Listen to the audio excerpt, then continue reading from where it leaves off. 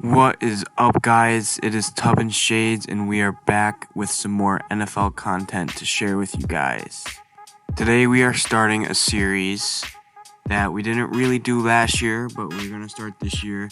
We're going to go through each division and give each division their own video, go through each team in that division, and, kind of guess their record and their ceiling and their floor for that season, and we'll see how it goes. Today we are going to be starting off with the AFC East. So we got the Jets, the Patriots, the Dolphins, the Bills. And let's just get right into it. Let's start with the New York Jets. They have made a lot of improvements this offseason. They fired Gase, thank God, and they hired Robert Saleh. Great hire, probably one of the best new hires this year. And the New York Jets went into the draft with the third pick and got a quarterback that everybody knew they were drafting a quarterback, and they went ahead and selected Zach Wilson with the third overall pick. Now, they did give Zach Wilson some new weapons this year. They got Tevin Coleman. They got Michael Carter, a rookie running back from the draft. They went ahead and snagged Keelan Cole, Corey Davis. You got Jamison Crowder returning, and they look like they have a little bit more weapons than last year on the offensive side of the ball anyways. As far as defense, their new head coach Robert Saleh is definitely more of a defensive-minded head coach. So I think that it's going to help them improve that as well. As far as the teams in their division, it isn't any more of the Patriots show, and they're going to be winning the division. In fact, I think the division got more competitive since the Patriots kind of started to go downhill after the loss of Tom Brady. But I do expect the New York Jets to come in last again this year. I have their ceiling at 7-10, and they do have a lot of winnable games this year because they are playing all the last place teams, like the Panthers and the Broncos, the Eagles. They play the Jags, the Texans, the Bengals. Those are all winnable games. I could see them maybe snagging a win from the Patriots and the Dolphins, but that's about it for that. As for their floor, it could go historically bad again for the Jets this year. Who knows if Zach Wilson's going to be the answer? I mean, I think anything's a step up from Sam Darnold. But their floor is going to be 2-15 because all the games that I just listed off there, they're winnable games, but they're also losable. This is the New York Jets we're talking about, and you can't really have your expectations set that high for this team. So with that being said, what I actually think they're going to go is 4-13. All of those 4 wins are going to come from the teams that I just listed. They don't stand a chance against the Bills either time they play them. They don't stand a chance against the Titans, the Bucs, the Colts. But yeah, it's still a big question mark whether this team will even improve from their 2-14 record from last year. We just don't really know that yet. And on the topic of question marks, we are going to move on to the next team. The New England Patriots are the team that I expect to come in third place in the division once again. I have their ceiling at 11-6 because I doubted Bill Belichick last year. I said they're going to get 4 wins. They got a couple more. So you got to expect them to compete in every single game that they're in. You look at their schedule here, they could win against Miami, Jets, New Orleans. Tampa Bay is going to be a good game with Brady returning back to Foxborough. Houston, Dallas, Jets, like LA. The only games I can't really see, I can't see him beating Buffalo either time, just like the Jets. Can't see him beating the Titans, the Browns. Probably going to drop one to the Dolphins, maybe even the Jets. Patriots are just another question mark. Like, who's going to be starting at QB? It's going to be Cam Newton. They signed him to a little extension, and then they end up drafting Mac Jones in the draft.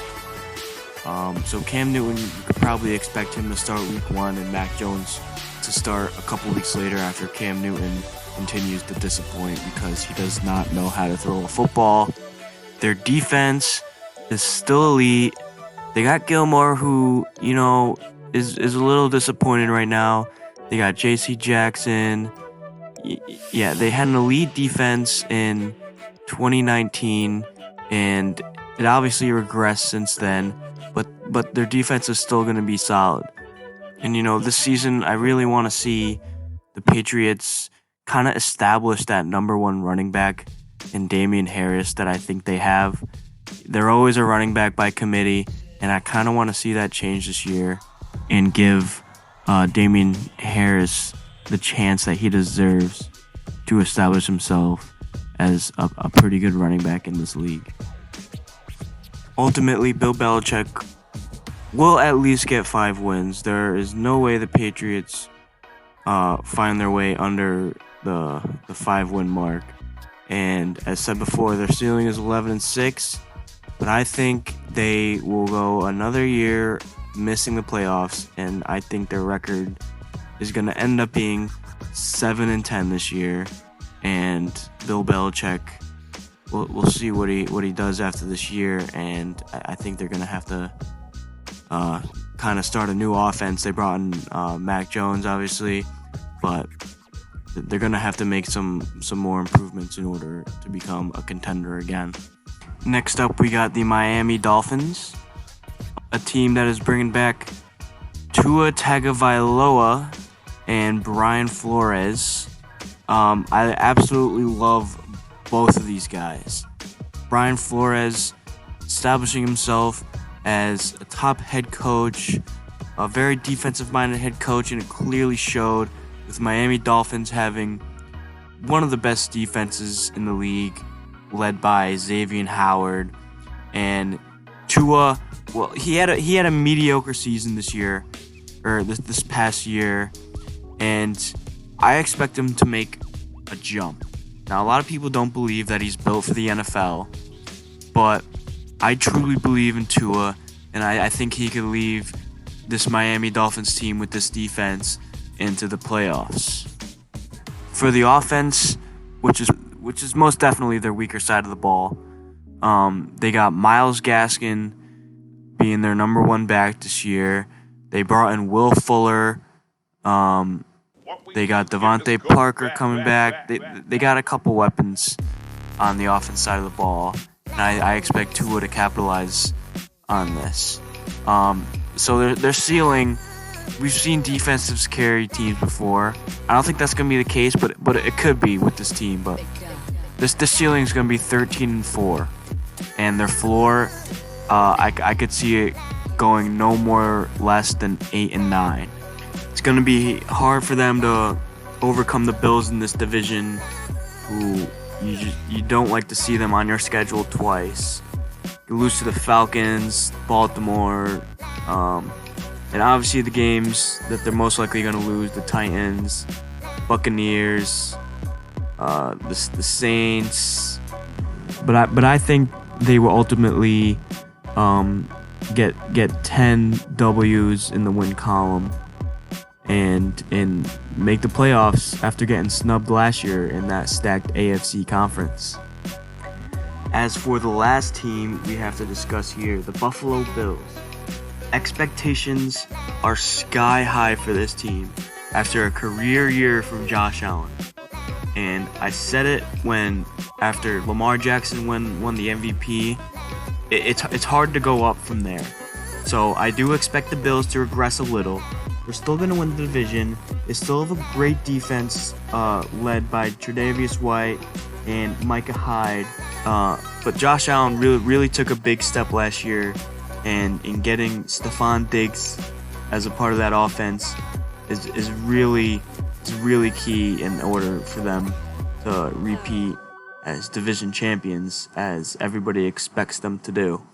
Which is why their ceiling is 14-3 and a possible, number 1 seed in the AFC.